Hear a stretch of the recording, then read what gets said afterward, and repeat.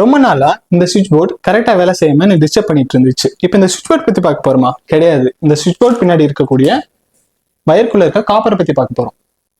Copper இல்லாம இந்த உலகமே வேலை செய்யாது. ஏன் அப்படின்னா காப்பர் தான் ஒரு முக்கியமான பங்கா இருக்கு. எதுக்கு அப்படின்னா ஒரு இடத்துல இருந்து இன்னொரு இடத்துல கரண்ட்டை கேரி பண்ணி கொண்டு போறதுல காப்பர் ஒரு முக்கியமான பங்கு வகிக்குது. உங்க மொபைல் போன்ல, லேப்டாப்ல, உங்க சார்ஜர்ல இருந்து இபி லைன் வேற ஒரு மெட்டல் தான் இந்த உலகத்தையே சைலண்டா இயக்கிட்டு இருக்கு.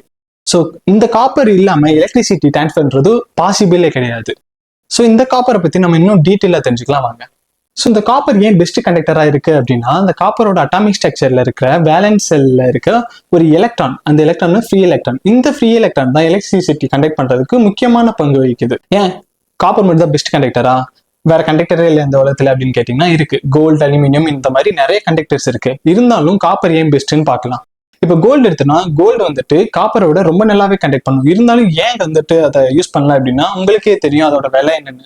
அது மட்டும் இல்லாம கோல்டு ஒரு சாஃப்ட் மெட்டல், அதனாலையும் அதை நம்ம கண்டக்டரா யூஸ் பண்ண முடியாது.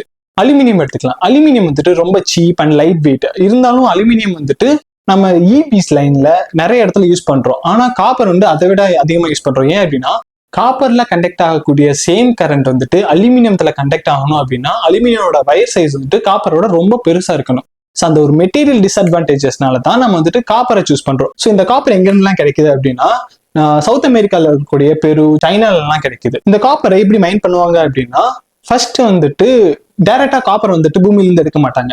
ஸோ காப்பர் ஒரு ஓரா இருக்கு. அது பேர் என்ன அப்படின்னா சால்காப்பிரைட். ஸோ அந்த ஓரை ஃபர்ஸ்ட் மைன் பண்ணிட்டு அதுக்கப்புறம் அதை ட்ரெஸ் பண்ணிட்டு அதுக்கப்புறம் கான்சென்ட்ரேஷன் ஒரு ப்ராசஸ்க்குள்ள உள்ளாக்குவாங்க. ஸோ அதுக்கப்புறம் என்ன நடக்கும் அப்படின்னா அதை ஸ்மெல்டிங்ன்ற ப்ராசஸ்க்குள்ள உள்ளாக்குவாங்க. அதுக்கப்புறம் ரிஃபைன் பண்ணிட்டு அதுல இருந்து நமக்கு 99% பியூர் காப்பர் நம்ம கையில கிடைக்கும். இப்போ நீங்க ஒன்று யோசிச்சிங்க, காப்பர் இப்போ டபுள் த பிரைஸ் ஆயிடுச்சு அப்படின்னா நீங்க யூஸ் பண்ற போன், லேப்டாப், சார்ஜர்லாம் எக்கச்சக்கமா பிரைஸ் எகிரிடும். ஸோ அதனால நீங்க நெக்ஸ்ட் டைம் எப்பெல்லாம் உங்க சார்ஜ் வயரை நீங்க பாக்குறீங்களோ அப்பெல்லாம் நீங்க ஒன்று யோசிக்கணும், இந்த ஒரு ஆரஞ்சு கலர் மெட்டல் தான் இந்த உலகத்தையே சைலண்டா பவர் பண்ணிட்டு இருக்குன்றத. ஸோ இந்த மாதிரி நீங்க இன்ட்ரெஸ்டிங்கான கண்டென்ட்டை நிறைய தெரிஞ்சுக்கணும் அப்படின்னா நம்ம சேனலை சப்ஸ்கிரைப் பண்ணிக்கோங்க.